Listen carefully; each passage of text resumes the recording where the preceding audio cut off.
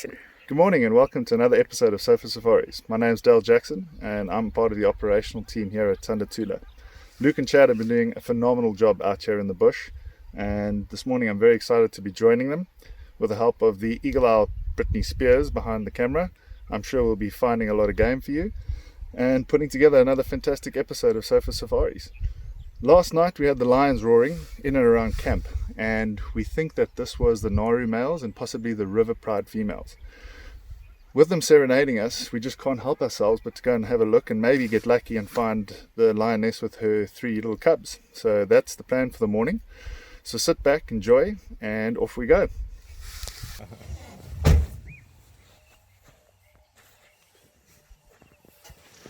The lions have been serenading us throughout the evening, and down here in the Sharilumi Riverbed we've actually picked up tracks for what looks to be one of the River Pride lionesses and her cubs. So you can see the larger track just here in front and the smaller cubs just behind. I'm going to use my Leatherman to give you a bit of perspective. You actually see the cub tracks just over there, lioness just in front. Looks to be more cubs walking along the side of the riverbank. They're about 8-9 weeks old now, so the lioness is probably definitely taking them to carcasses. We're actually hoping to find them on a carcass. Here along the riverbed she's probably taking them back to a safe haven, maybe to another den site. We're going to continue up. We won't be following these tracks on foot. We'll hope to try and find her in a vehicle. Beautiful crested barbet, also just soaking up the sun. It's now about 7:15 in the morning. You can actually hear the birds slowly waking up. Dawn chorus has taken place probably about an hour ago. Positioning and gathering some sun here, so we've got a crested barbet sitting up here, and known as the motorcycle bird of the bush. And here another bird calling in the background.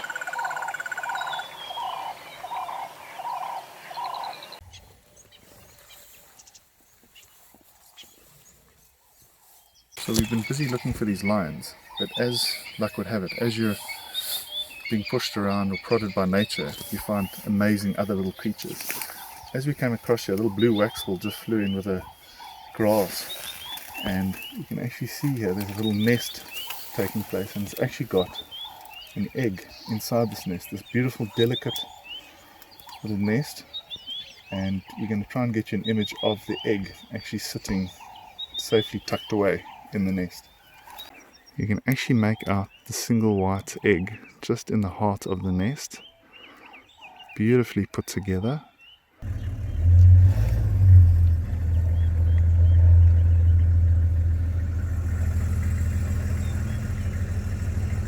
Okay, so we've come around to the next river crossing. The reason why we're not tracking these animals on foot is lionesses with young cubs, females very, very protective. We have to try and be as careful as possible, so using the vehicle is our safest mode of tracking these animals. As we come around, you can see the cub tracks scattered all over the river system here. Lioness walking through over here again, so mom quietly walking along. Cubs are just all over the show. Obviously very excited about their outing. Tracks over here, up, down, all over, carrying on up the river line. Mom again probably making her way back to a safe den site. We're going to continue up the riverline. We've actually got some oxpeckers in the background, which is usually indicative of a herbivore being around, maybe some buffalo, giraffe, something large, so we'll also keep an eye out for that. So up ahead in this beautiful big marula tree, we have quite a colony of squirrels. It looks to be 2 families. We can count up to 7 individuals there. In one of our previous episodes, Chad was asking the gestation period. That is usually between 53 and 57 days, and on average they'll give birth to 2 to 3 young, but this looks to be 6 to 7 individuals up there, so prime property. So a vibrant squirrel community in the Timavati at the moment. You can see the tree is slightly hollowed out, so the squirrels will be using that cavity to seek shelter, and at the moment they're just enjoying the sun. After much patience and perseverance, we've actually managed to get visual of this lioness about 500-600 meters down the river line. It's actually at a point we checked earlier, and we're now going to make our way back and see if we can't get a little bit closer and get a bit of a closer view of the cubs, hopefully coming out and playing in the riverline. Their tracks are up and down all over this area, and she looks like she's just out sunning herself. So hopefully the cubs will join us soon, and we're going to see if we can't get you into a better position to have a look at that.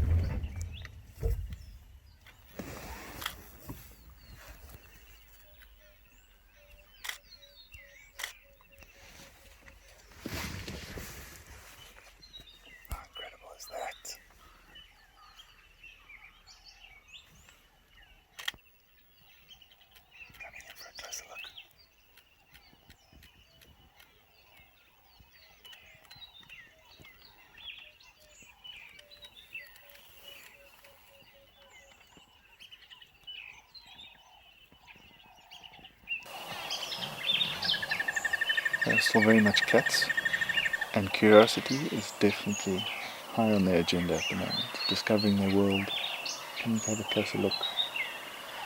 Mom is incredibly relaxed down the riverline with one of the Naru males.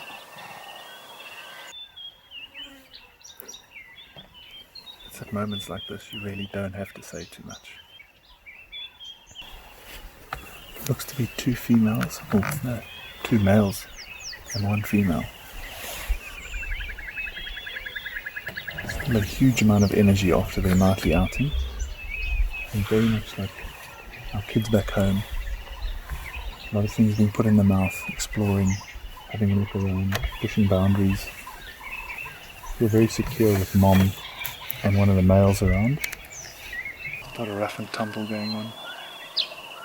See instinctively the crouch, the pounce already taking place. Incredibly special. What we're not showing you is the umpteen drives before this, an hour spent trying to find them and not finding them. And then you get rewarded with something like this. Yeah, but it's, nature just pulls you in the right direction. You said it earlier, you so often find that. Like if you're out and about and you're stopping, like if we hadn't stopped for like the blue waxbill and the bird and all of that, nature gently just pushes you in the right direction. And when you're out looking hard for something, you miss out on that stuff. You're not taking the time to listen to what she's saying. Yeah, big time, I agree. I'm gonna go for Mom.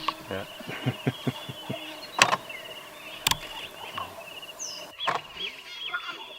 Trying to convince Mom. Gentle rubs, head rubs, a lot of hello grooming taking place. Strengthening those bonds between pride individuals.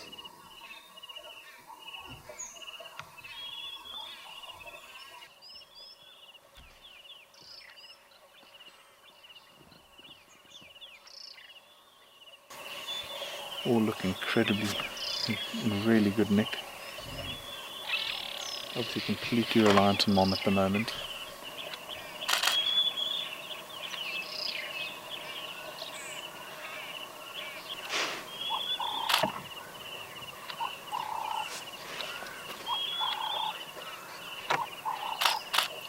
The curiosity, they just can't get over us being here, hey?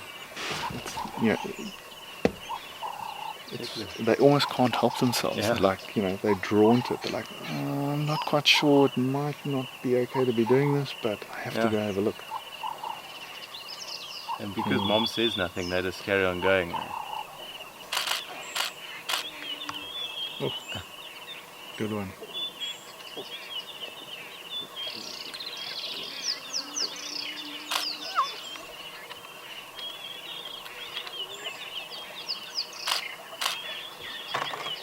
We have a small group of dwarf mongoose which are scampering around the base of the tree, We actually picked them up from a birding party that was actually foraging in and around there. You can actually see a couple higher up, mid branch, and the birds and the mongoose are actually foraging here collectively.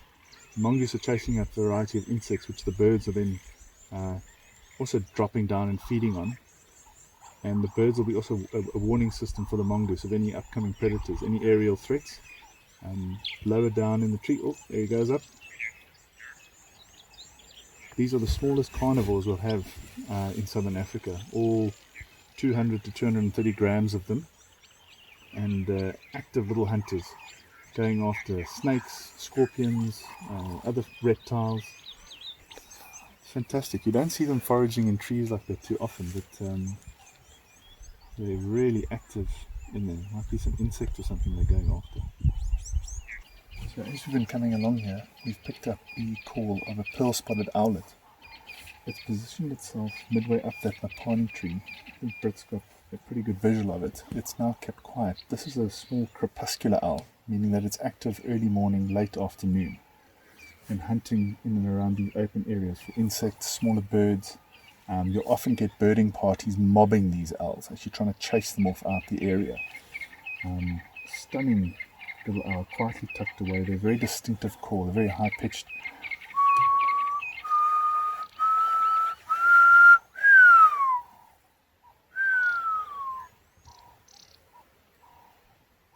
So he's definitely taking notice, the head turning slightly. That's full grown. Obviously these owls are vulnerable to attack by bigger accipiters. So you'll see when the owl does turn, he's actually got two shadow eye patches on the back of the head to allow him, once he turns, the bird coming in will think that the bird is actually looking at him, the owl is actually looking at him, and then pull out.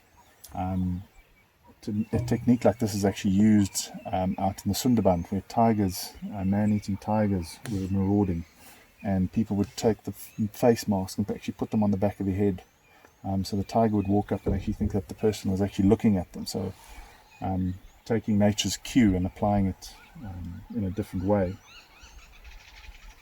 Our pearl-spotted owlet's actually moved from its original perch and actually flown up into the bush willow just ahead of us there, allowing us a better view of him. You can actually see how small this owlet actually is.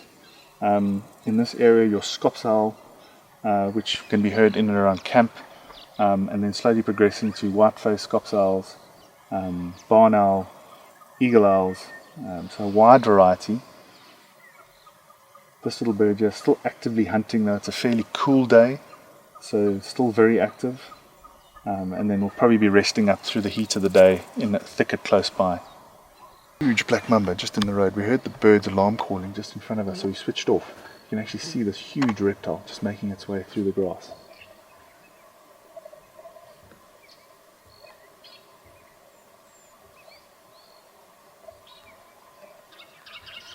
How amazing is that? So we're sitting here at Mshatn Dam. We've got some beautiful waders, African spoonbills, frenetically fishing here in the shallows. You'll see a pair of them actively moving through, and they'll wade through the water with their bills half open, frenetically snapping up small fish, tadpoles, other things they can find through there.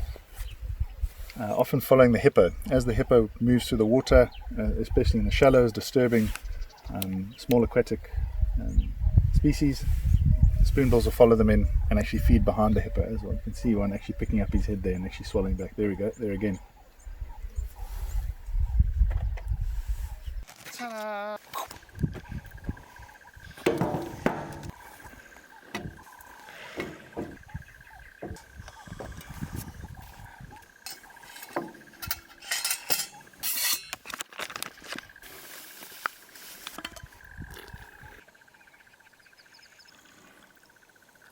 It's been a fantastic morning out there.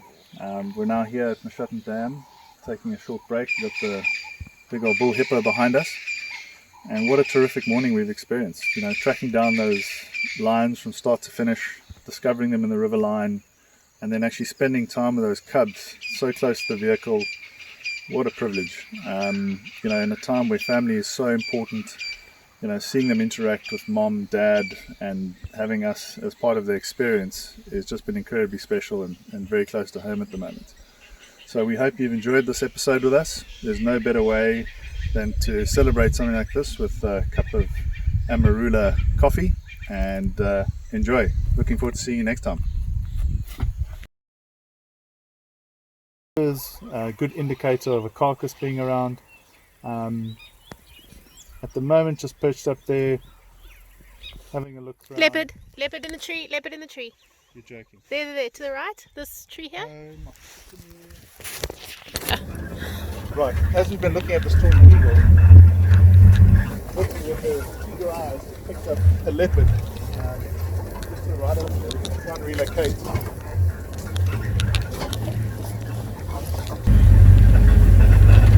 Just a head bit to the right. Okay, got him, yeah.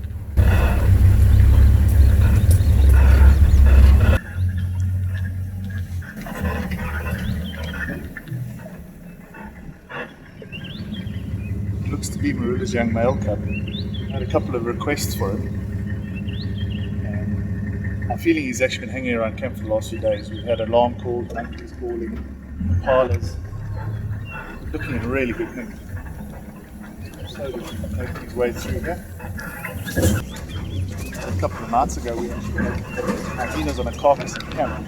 My feeling is that he actually killed maybe a small impala or young inyala, and the hyenas rushed in and took it off. Slow down, a little bit of a grimace from him.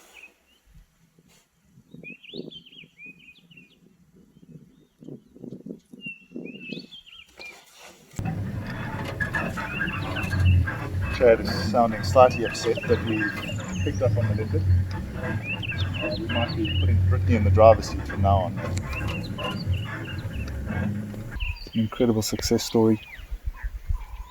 Him and his sister.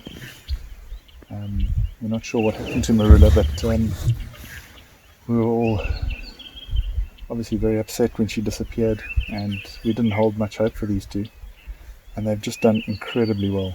I mean, we've watched him hunt blackback jackal, mongoose, small birds, rodents, just showing sheer variety of what a leopard can do.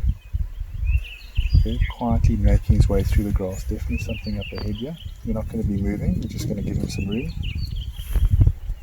Might be a small steenbok or scrub hare. It looks like he's looking at something in the tree. It might even be a bird of some kind, maybe a franklin's, and his head's up. Heard a little flap in the background. He may have been found out though. He's looking fit and healthy though, real full belly. We've had a number of requests for this young male. So to Sharon and Sarah, there you go. Looking really good. It looks like he's going to use this weeping wattle as cover, slowly make his way around. Make out that full belly of his.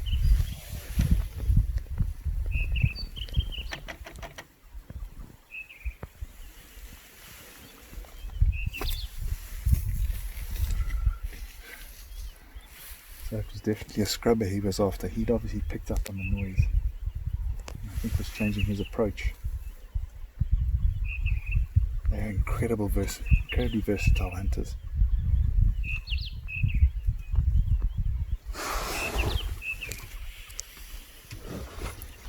There's definitely something else ahead of us here. We can hear some movement, we're just not sure what it is.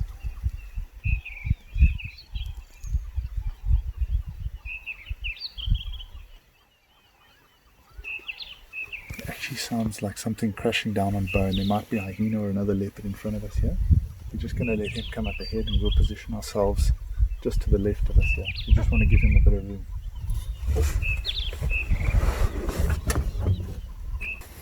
Hyena just in the wattle here. So that's actually what he's been looking at. Possibly what the tawny eagle originally sort of indicated to us was there was a carcass. You can hear the hyena crunching down on the bone.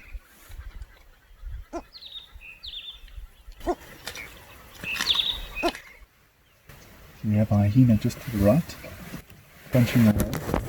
Very possibly that this young male actually made the kill and through lack of experience hasn't taken it up and treated it properly, so the hyena's rushed in and taken it off of him. we're alluding to him being orphaned at a very young age, and his name Shisiwana actually means orphan. He's looking incredibly good there, I must say. He looks like he had a good feed on this carcass. For him to try and come in here now and try and take this off the hyena, he risks serious injury though, and probably won't be worth his while to try and come back in again. If the hyena leaves any scraps or moves off, he will definitely rush in and try and collect what's left. Hyena's very opportunistic. You can really hear them crunching down, using those massive big carnassial shears to rip and break bone. By the look of it, it looks to be a very small carcass, maybe a impala or nyala. We're not far from camp, so good water around.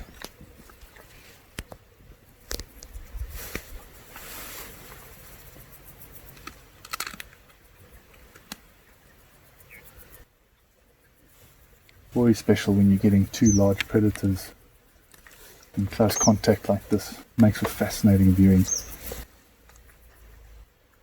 He's panting quite heavily.